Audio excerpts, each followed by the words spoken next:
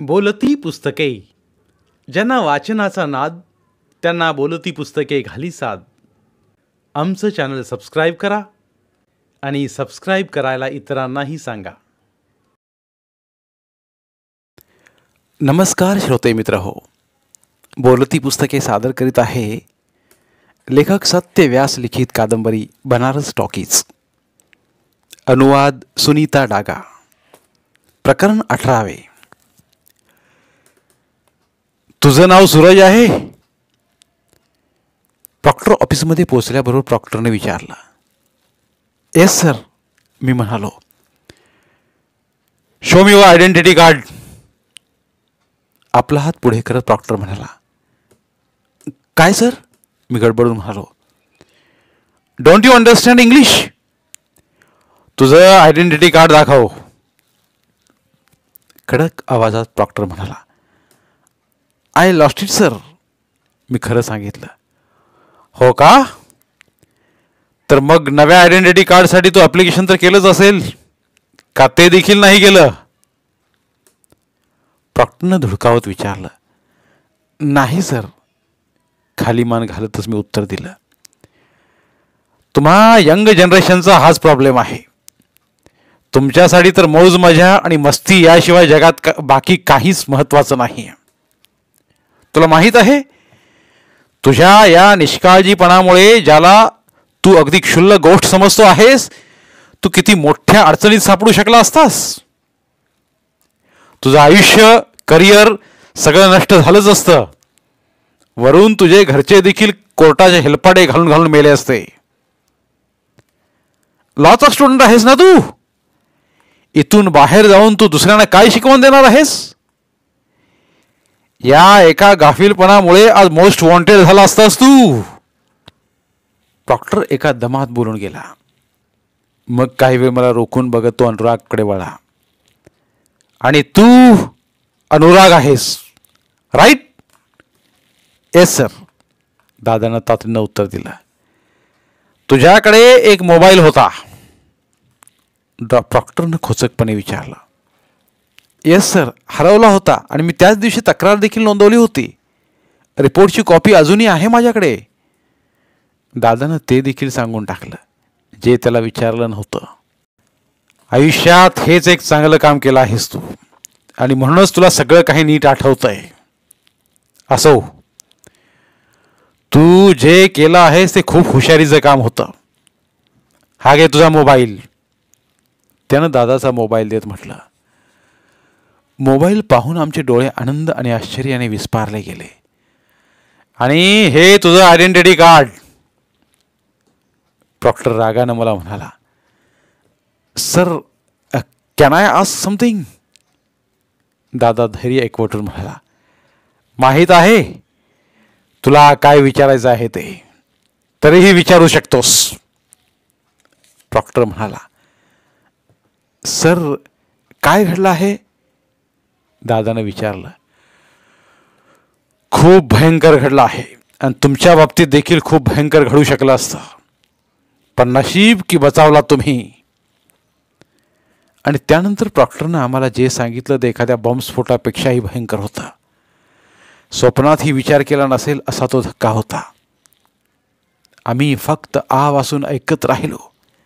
जेव्हा त्याने आपलं बोलणं संपवलं, माझ्यातून एवढंच निघालं. Sir, how can you trust us? No, I don't trust you. Even I am no one to interfere in this matters. ही एक पोलीस केस आहे. बॉम्बस्फोटाच्या तपासणीत पोलिसांनी रोशनला अटक केलं होतं. त्या तपासणी दरम्यानच हे सगळं जप्त करण्यात आलं आहे.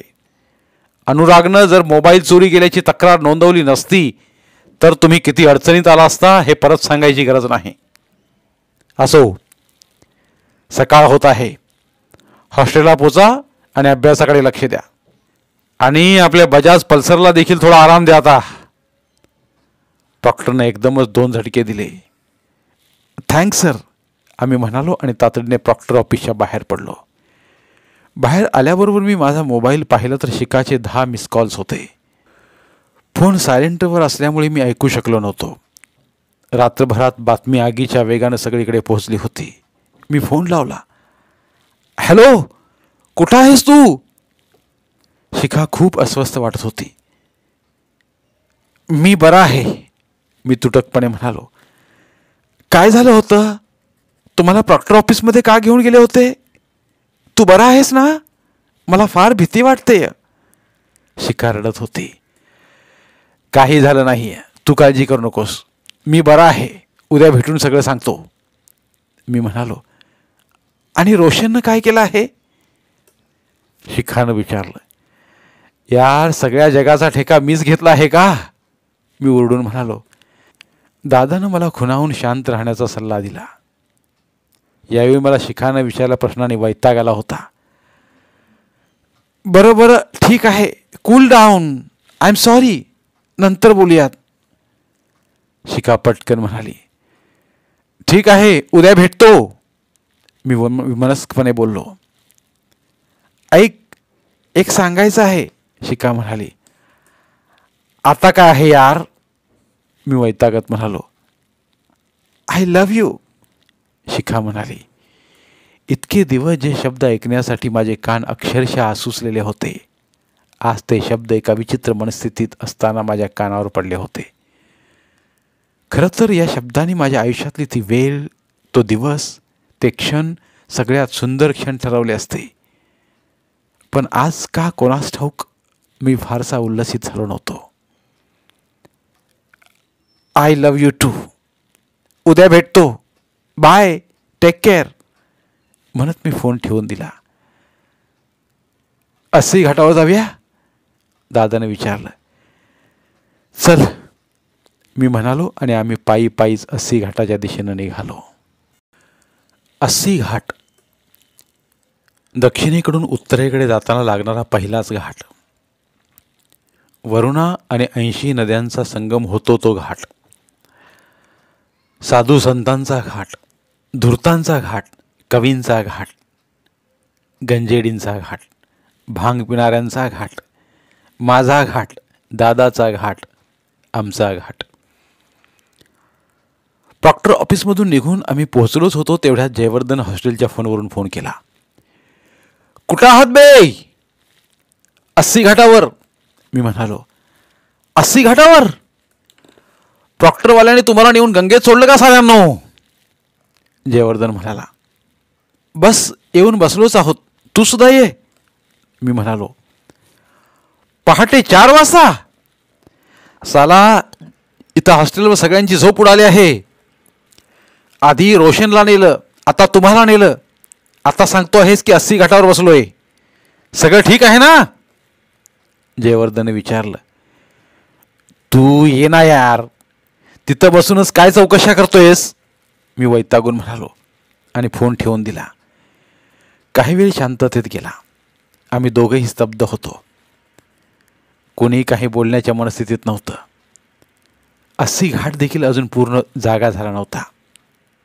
मध्येच एखादा भिकारी भिकेचा वाडगा घेऊन फिरे, तर कधी एखादी लहान मुलगी फुलांच्या माळा घेण्यासाठी मागे लागे. शेवटी मीच शांततेचा भंग करत म्हणालो. मला वाटतं दुबे याबद्दलच बोलत असावा. काय?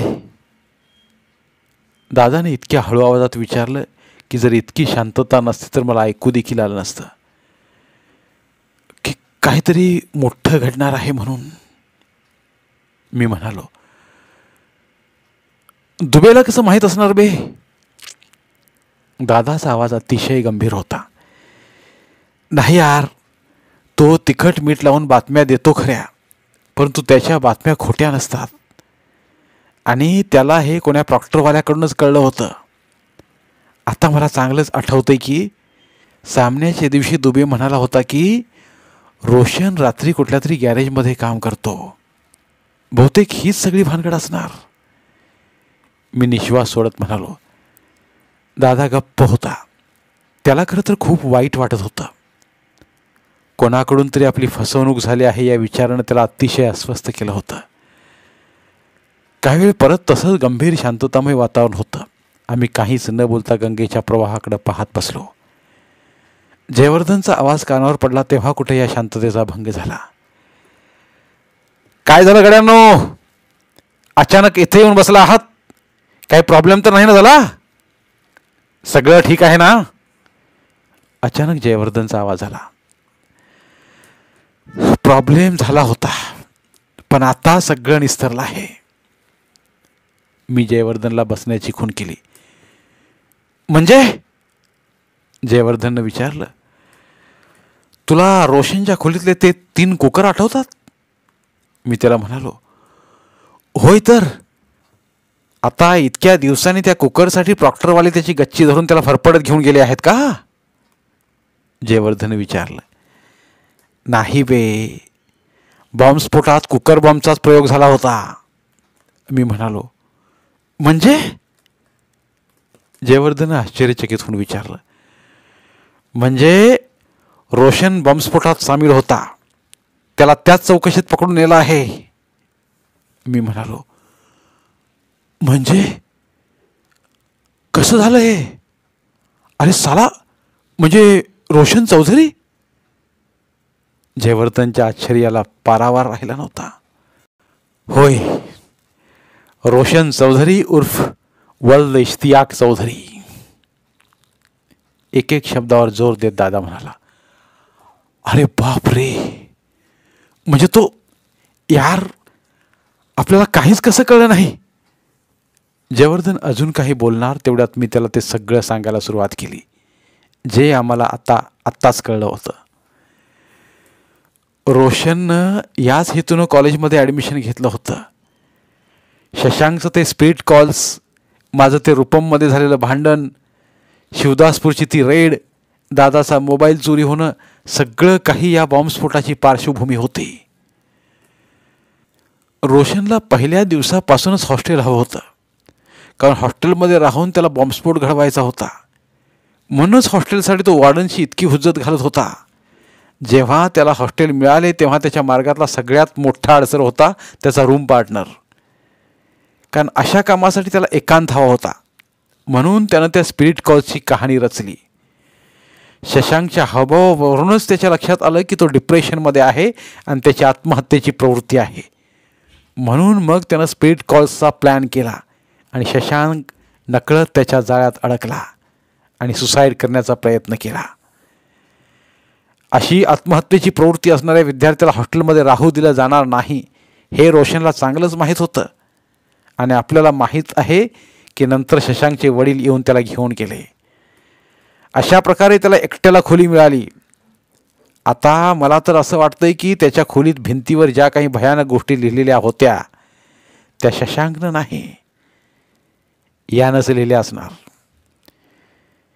शशांकला वाटलं असावं की कदाचित रोशन त्याला आत्महत्या करण्यापासून रोखू शकतो, म्हणून बाहेरून दार बंद केलं असेल.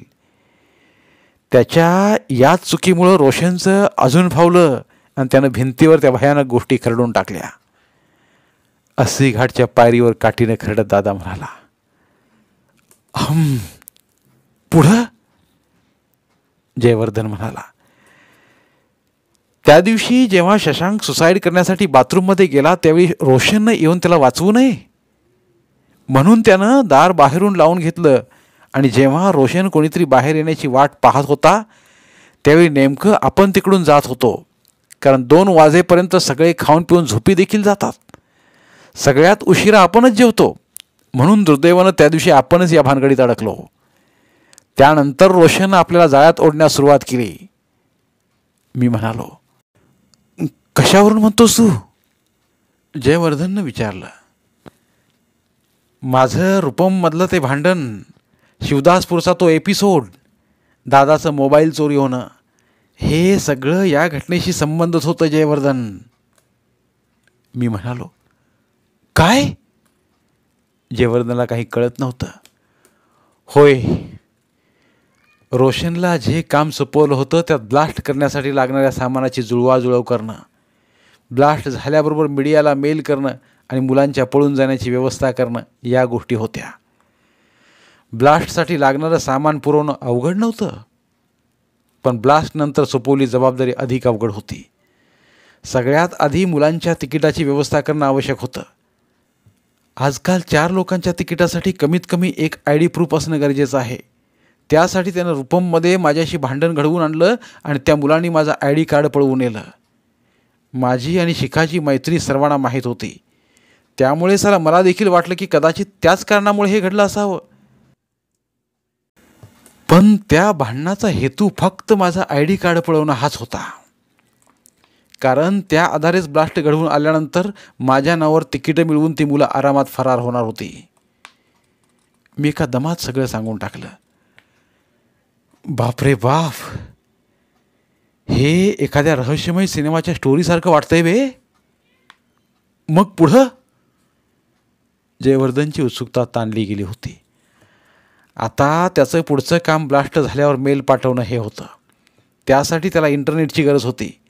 त्याला पासवर्ड प्रोटेक्टेड नसलेल्या एका इंटरनेट झोनची गरज होती. अशातच त्यानं आपलं ते CRPCच्या पेपरबद्दल झालेलं बोलणं ऐकलं होतं. त्यामुळे त्याला देखील समजलं की मुरली सरांचं कम्प्युटरचं नॉलेज इतकं काही बरं नाही आहे. मुरली सरांनी आपला वायफाय पासवर्ड प्रोटेक्टेड ठेवला नाही आहे हे रोशनला बहुतेक त्याच्या एक्सपर्टनं सांगितलेलं असावं. मग काय, मुरली सरांनी मला हिंदीतून भाषण लिहायला सांगावं म्हणून रोशननं मुरली सरांना जाऊन सांगितलं की सूरजचं हिंदी चांगलं आहे. मी म्हणालो, परंतु यार, मी तर लायब्ररीत जाऊन कमलेशला म्हणालो होतो की सूरजचं हिंदी चांगलं आहे. मग रोशननं जाऊन मुरली सरांना कसं काय सांगितलं? जयवर्धनचा प्रश्न योग्यच होता. अगदी बरोबर आहे तुझं. तू खरं तर कमलेशला सांगितलंच होतंस, परंतु रोशन तुझ्या अगदी मागच बसला होता. त्यानंच जाऊन मुरली सरांना सांगितलं होतं. हॉस्टेलवर इंटरनेट तर नाही आहे म्हणून मग कोणतेही डॉक्युमेंट आपल्याला पेनड्राईव्ह किंवा फ्लॉपीमार्फतच घ्यावे लागणार हे रोशनला माहीत होतं. एकदा का जर एखाद्या कॉम्प्युटरमध्ये पेनड्राईव्ह किंवा फ्लॉपी लावली गेली तर एक्सपर्ट हॅकर्स त्या कॉम्प्युटरचा IP ॲड्रेस आरामात हाईक करू शकतात.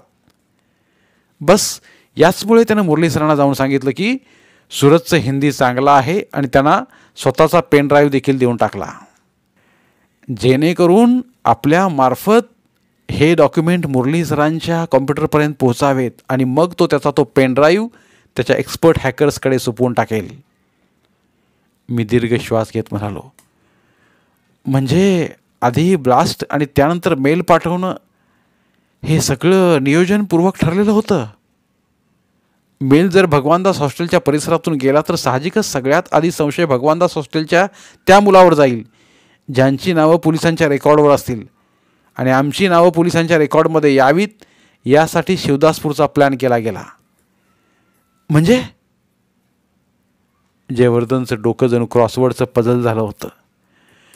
म्हणजे ब्लास्टच्या आधी कसंही करून आमची नावं पोलिसांच्या रेकॉर्डमध्ये यावीत जेणेकरून ब्लास्ट झाल्यावर पोलिसांची संशयाची सुई आमच्याकडे वळावी आणि त्यांनी सगळ्यात आधी आमची धरपकड करावी अशी रोशनची योजना होती. म्हणून त्यानं ही सगळी कथा रचली आणि नरहरीला मजूर बनवून आमच्याकडे पाठवलं. खरं तर त्या मुलीला आम्ही एकट्यानेच वाचवावं जेणेकरून पोलिसांनी कसंही करून आम्हाला धरून न्यावं आणि आमची नावं पोलिसांच्या यादीत यावीत आणि ब्लास्टनंतर पोलिसांनी आमच्यावर संशय घ्यावा अशीच त्याची इच्छा होती. परंतु जेव्हा आम्ही NGOची मदत घ्यायचं ठरलं तर त्याला राग आला. त्याला वाटलं की त्यामुळे आम्ही सुरक्षित होऊन आणि आमची नावं पोलिसांच्या यादीत येणार नाहीत. त्यामुळे तो चरपळत आपल्या खोलीतून निघून गेला होता त्या दिवशी. मी म्हणालो, अजून एक गोष्ट, अशी कोणती मुलगी नव्हतीच तिथं जिला विकलं गेलं होतं. ही खरं तर रोशनचीच चाल होती, आमची नावं पोलिसांच्या यादीत यावी म्हणून. त्यामुळं त्यानं जी मुलगी दाखवली तिचं बंगाली नाव रिंपा असं सांगितलं जेणेकरून दादा तिला वाचवायला जाईल. म्हणूनच मंडित दादा जेव्हा तिच्याशी बंगालीत बोलला तर तिला काही समजलंच नाही. तिनं पोलिसांना आपलं खरं नावच सांगितलं होतं, झेब्बुनिसा. मी म्हणालो, आपण मूर्ख, एवढी साधी गोष्ट समजू शकली नाही की एवढ्या मोठ्या युनिव्हर्सिटीत तो हमाल नरहरी फक्त मला शोधत कसा काय आला? अजून कोणाकडेही जाऊ शकला असता ना तो. दादा म्हणाला, तो गेला होता ना ते बिर्ला हॉस्टेलच्या मुलाकडे. जयवर्धन म्हणाला, त्या मुलाला आजपर्यंत कोणी पाहिलं तरी आहे का? कोणी भेटलं आहे का त्याला? त्याचं काही अस्तित्व आहे का? दादा म्हणाला, अरे साला यार, हे तर लक्षातच आलं नाही कधी. म्हणजे बिर्ला हॉस्टेलमधून कोणी गेलंच नव्हतं, असा कोणी मुलगा नव्हताच. साला हे तर पूर्ण षडयंत्र आहे. हे देवा, एक माणूस सगळ्या हॉटेलला चुत्या बनवून गेला. म्हणजे रोशन आपल्याला नाचवत होता आणि आपण त्याला पाहिजे तसं नाचत होतो. जयवर्धन हताश झाला होता. अगदी बरोबर, दादा म्हणाला. आणि तो नरहरी देखील यात सामील होता का? माहीत नाही. ज्या लोकांना पकडलं आहे त्यात नरहरी नावाचं तर कोण नाही या. कदाचित त्यांना आपलं नाव चुकीचं सांगण्याची देखील शक्यता आहे. तो कोणी मजूरच असेल ज्याच्याकडून पैसे देऊन हे काम करून घेतलं गेलं असणार, दादा म्हणाला. मग हे सगळं घडलं कसं नाही? म्हणजे रोशननं तुम्हाला सोडून कसं दिलं? अचानक जयवर्धननं विचारलं. रोशननं ब्लास्ट नंतरची तर सगळी व्यवस्था केली होती, परंतु त्याला ब्लास्टच्या आधी आपल्या सहकार्याशी बोलण्यासाठी मोबाईलची गरज होती. त्यामुळेच त्यानं दादाचा मोबाईल चोरला. त्याला वाटलं की आपण काही दिवस शोधाशोध करू आणि विसरून जाऊ. मग तो त्या मोबाईलचा उपयोग ब्लास्टच्या आधी आणि ब्लास्टच्या नंतर करून आपल्याला सहज अडकवून टाकेल. परंतु दादानं पोलीस चौकीत तक्रार नोंदवल्यामुळे त्याचा प्लॅन फसला. या मोबाईलचा उपयोग केला तर पोलिसांच्या सर्व्हिलन्स टीमच्या लक्षात येईल याची त्याला जाणीव झाली. त्यामुळं त्याला आपला प्लॅन बदलावा लागला. त्यांना पोलिसांच्या नजरेत धुळपेक करण्यासाठी आपल्यासारखे मोहरे हवे होते. आपण फसलो नाही तर त्यांनी अजून कोणाला तरी फसवलं असेल आणि प्रॉक्टर ऑफिसला बहुतेक त्या लोकांचा शोध लागला असणार, ज्यांना या लोकांनी आपले मोहरे बनवून फसवले असणार. म्हणून त्यांनी आपली मदत केली असेल. दादा एका दमात बोलून गेला. कोण होते ते? जयवर्धनने विचारलं. माहीत नाही. प्रॉक्टरने आम्हाला ते तर सांगितलं नाही, परंतु असतील आपल्यासारखेच कोणीतरी निष्काळजी, बेपर्वा. खरं तर कॉलेजमध्ये आल्यापासूनच रोशन आपल्यासारख्या खुशाल चेंडू लोकांच्या शोधात होता. त्यानं आम्हा दोघांची जगण्याची स्टाईल, आमचं रुटीन आणि आमचा गाफीलपणा पाहिला आणि त्याच्या कामासाठी त्याला आम्हीच अगदी योग्य वाटलो असणार.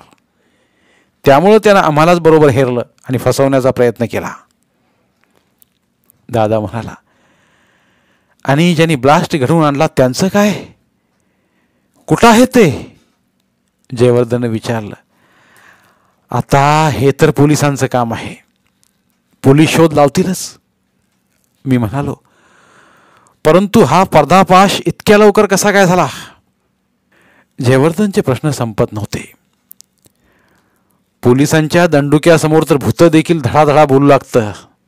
आणि रोशन कोणी हार्डकोर तर नव्हता, आयडिओलॉजी ड्रिव्हन होता. पोलिसांच्या काठीचा मार सहन झाला नसेल किंवा मग त्याला आपल्या कृत्याचा काही पश्चाताप देखील नसेल. मोठ्या गर्वाने छाती फुगवून त्याने सगळं कबूल केलं असावं, दादा म्हणाला. नशीब बलवत्र होतं तुमचं गुरु, नाहीतर रोशननं 14 वर्षांची व्यवस्था तर केलीच होती. वकिली तर लांबच राहिली. संपूर्ण आयुष्य वकिलांच्या मागे पळण्यात निघून गेलं असतं. कोर्टात जामीन करण्यासाठी नाही तर जामीन मिळवण्यासाठी जावं लागलं असतं, जयवर्धन हसत म्हणाला. होय मित्रा, तेव्हापासून हाच विचार करतोय की जर नशिबानं साथ दिली नसती तर आज काय बेतलं असतं, दादा म्हणाला. गंगेचा रंग लालसर होऊ लागला होता. सूर्याची लाल किरण रोजच्या सारखी तिचे पाय धुत होती. 80 घाट देखील आपले नाविक, फुलवाले, भटजी आणि चहावाल्यांच्या स्वागतासाठी सज्ज झालं होतं. पूजेसाठी चंदन घासलं जात होतं. कावळे घाटावर उतरून काव काव करू लागले होते. आम्ही हॉस्टेलवर जाण्यासाठी उठलो. सकाळ झाली होती.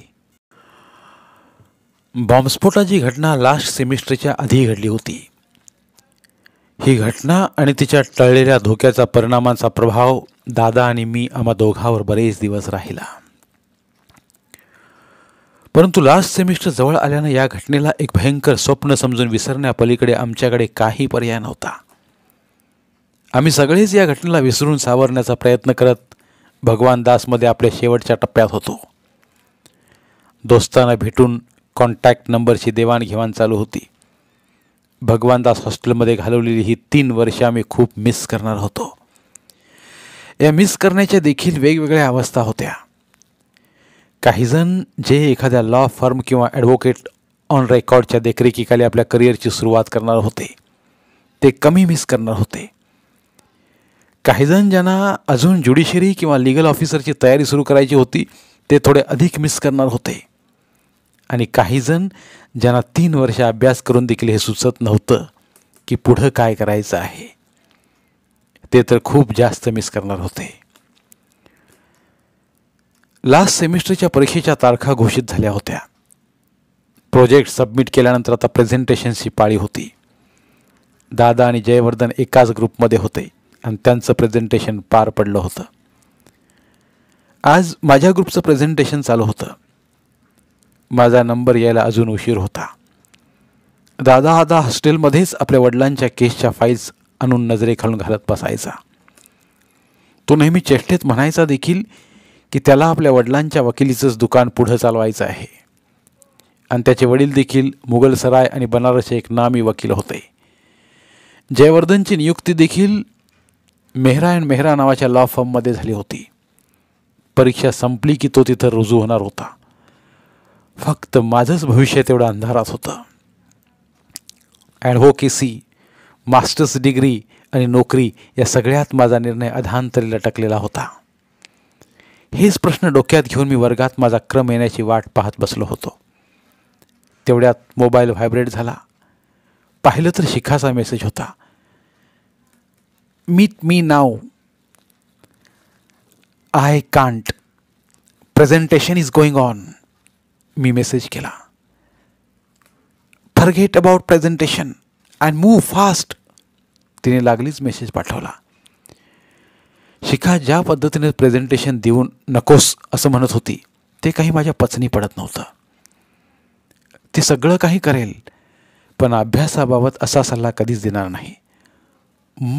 मग असं काय घडलं की तिने इतक्या तडकाफडकीनं मला बोलावलं होतं आणि ते देखील प्रेझेंटेशन टाकून. तिचे पालक तर आले नसतील मला भेटायला.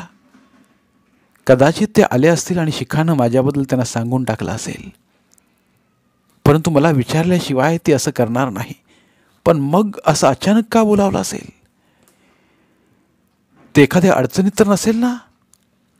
हाच विचार करून मी तिला मेसेज केला. व्हेअर? पिझ्झारिया. लगेच उत्तर आलं. हे देवा, नक्कीच एखादी ट्रीट असणार. पण इतक्या दुपारी? मी विचार केला आणि परत लिहिलं. Are you serious? I am damn serious my love. Come fast and no more text. तिनं लिहिलं. आता जाण्याशिवाय गत्यंतर नव्हतं. शिखा म्हणते की सिरियस आहे तर नक्कीच काहीतरी सिरियस असणार. हा विचार करून मी प्रेझेंटेशन पेपर हातात घेऊन उठू लागलो. मी उठताच मुरली सर म्हणाले, by the way, all of you must be aware that today is the last day of presentation. त्यांचा रोख माझ्याकडे आहे हे मला समजलं, पण माझा नाईलाज होता. मी मुरली सरांना म्हणालो, sir, can I be excused for a minute? Can't you wait for some time? Murali सरांनी विचारलं. Sir, I can wait but nature can't. मी सरळ म्हणालो आणि सगळा वर्ग हसू लागला. You may go now, but please make sure to return before 2 o'clock. This is the last day of presentation. Murali सरांना माझी नस माहीत होती. शो सर, मी म्हणालो आणि वर्गाबाहेर निघून गेलो. पूर्ण रस्त्यात मी हाच विचार करत होतो की आज कोणता दिवस आहे. वाढदिवस तर नाही ना? नाही, तो तर 10 जुलैला असतो. आजच्या दिवशी आपण प्रपोज केलं होतं का? नाही. रोज डे, व्हॅलेंटाईन डे काहीच नाही आज. मग आज काय आहे की तिनं मला असं तातडीनं पिझ्झेरियात बोलावलं आहे? याच विचारांच्या नादात मी पिझ्झेरियात शिरलो. पिझ्झेरियात शिरल्याबरोबर समोरचं दृश्य पाहून मला धक्काच बसला. शिखासोबत तिथं दादा आणि जयवर्धन देखील हजर होते. मागील 3 वर्षांपासून शिखा माझ्या या मित्रांसोबत कधीच बोलली नव्हती आणि दादा किंवा जयवर्धन दोघांनीही कधी तिच्याशी बोलायचा प्रयत्नही केला नव्हता. त्यामुळं हे माझ्यासाठी आश्चर्यजनक होतं. माझं डोकं आधीच काम करत नव्हतं आणि वरून त्या तिघांच्या चेहऱ्यावर एक वेगळंच हसू उमटलं होतं, ज्याचा अर्थ न लागल्यामुळे मी अधिकच अस्वस्थ झालो. परंतु स्वतःला नियंत्रित ठेवण्याचा प्रयत्न करत मी खुर्ची ओढली आणि बसत त्यांना म्हणालो, काय गुरु, सगळी मैफल जमली आहे आज इथे. काय चालू आहे? तू ऑर्डर दे ना यार, विचारू नकोस काय चालू आहे. दादा म्हणाला, अरे वरातीत जेवण करण्याला देखील माहीत असतंय की लग्न कोणाचं आहे. मग मला देखील कळायला हवं ना की पार्टी कोणत्या आनंदातील कोण देतंय ते. मी विचारलं, तू देत आहेस? शिखा देखील हसत म्हणाली. तिच्या चेहऱ्यावर हास्य आणि एकूणच तिथं जे काय चालू होतं याचा अंदाज लागत नसल्यामुळे मुस्काळ्यात पडलो. शेवटी चिडून जात मी म्हणालो, हीच चेष्टा करायची होती तर कमीत कमी मला प्रेझेंटेशन तर देऊ द्यायचं होतं ना. अरे मी प्रेझेंटेशन सोडून आलो आहे. तुला आता बहुतेक त्याची गरज पडणार नाही. परत शिखाच्या चेहऱ्यावर तेच हसू खेळू लागलं. का? मी विस्मयचकित होऊन विचारलं. Because you have been selected for section officer. प्रत्येक शब्दावर जोर देत शिखा ओरडली आणि मग तिच्यासोबतच दादा आणि जयवर्धन तिघांनी एकच गलका केला. मला काहीच समजत नव्हतं. जो इंटरव्ह्यू देऊन 1 वर्ष लोटलं होतं त्याचा रिझल्ट आत्ता कसा काय लागला, आणि लागलाच आहे तर खरोखरच माझं सिलेक्शन झालं आहे. परत चेष्टा करताय ना? मला विश्वासच बसत नव्हता. नाही मित्रा, आयुष्याची चेष्टा करायची नसते. आजच रिझल्ट आला आहे. शिखा दररोज SSCची वेबसाईट चेक करायची. आज जेव्हा हा रिझल्ट लागला तेव्हा तिनं आधी मला फोन केला आणि सांगितलं की आधी खात्री करून घेऊ, मग तुला सांगूयात. वडिलांचं नाव आणि तुझ्या ॲडमिट कार्डवरून जेव्हा कन्फर्म झालं तेव्हा आम्ही हा प्लॅन केला. See it for your self. दादानं प्रिंटआउट माझ्या हातात देत म्हटलं. रिझल्टची प्रिंटआउट हातात घेऊन मी त्यावर आपल्या नावाला न्याहाळत राहिलो. कितीदा मी आपल्या नावावरून बोटे फिरवले असतील. तुम्ही जेव्हा एखाद्या गोष्टीची आशा सोडून देता आणि ती अचानक तुम्हाला मिळते तेव्हा विश्वास करणं देखील कठीण होतं. अश्रू पुरुषांची सगळ्यात मौल्यवान संपत्ती असते. पुरुष त्यांना उगीचच कधीही खर्च करत नाहीत. माझे अश्रू देखील कदाचित या दिवसाचीच वाट पाहत होते. माझ्या डोळ्यांतून ते वाहू लागले. किती नकार, किती तिरस्कार, किती अपयश पाहिलं होतं या डोळ्यांनी की माझा स्वतःवरचा विश्वास देखील उडाला होता. शिखा माझ्या खांद्यावर आपले गाल टेकत माझ्या हातात हात गुंफून उभी होती आणि माझे दोन्ही मित्र पिझ्झाचे स्लाइस बनवण्यात मग्न होते. दादा, तू बाईक घेऊन आला आहेस? मी अचानक प्रश्न केला. होय. का? दादा म्हणाला. चावी दे. मी म्हणालो, परंतु शिखा तर इथेच आहे, आता कुठं जायचं आहे? त्यानं चावी माझ्याकडे फेकत म्हटलं. शिखा, प्लीज डोंट माइंड, एक विचारू? मी शिखाला म्हणालो. बोल. शिखा आश्चर्यानं म्हणाली. मी आपलं प्रेझेंटेशन देऊन येतो, तोपर्यंत तुम्ही पिझ्झा एन्जॉय करा. मी म्हणालो. जा. शिखा हसत म्हणाली. घ्या, काही हरकत नाही. म्हातारपणी सगळ्यांनाच रामचरित मानसची आठवण होते. याला देखील झाली आहे 6th सेमिस्टरमध्ये, जयवर्धन म्हणाला आणि सगळ्यांना हसू आलं. मी हसतच कॉलेजच्या दिशेनं निघालो. जाता जाता मला इतकंच ऐकायला आलं जे की जयवर्धन शिखाला विचारत होता. तर मग तुम्ही लग्न कधी करणार आहात? धन्यवाद. आज इथे लेखक सत्य व्यास लिखित बनारस टॉकीज या कादंबरीच्या अभिवाचनाची सांगता होत आहे. पुन्हा भेटूया एका नवीन कादंबरीच्या अभिवाचनासह. मराठीतील प्रतिभावंत लेखकांचं साहित्य, कथा, कादंबऱ्या ऐकण्यासाठी आमचं बोलती पुस्तके हे चॅनल सबस्क्राईब करा आणि मराठी साहित्याचा प्रसार करण्यासाठी प्रत्येक मराठी माणसाला सबस्क्राईब करण्यासाठी आवाहन करा आणि बोलती पुस्तके या साहित्य चळवळीत सहभागी व्हा. आपले पुन्हा एकदा धन्यवाद.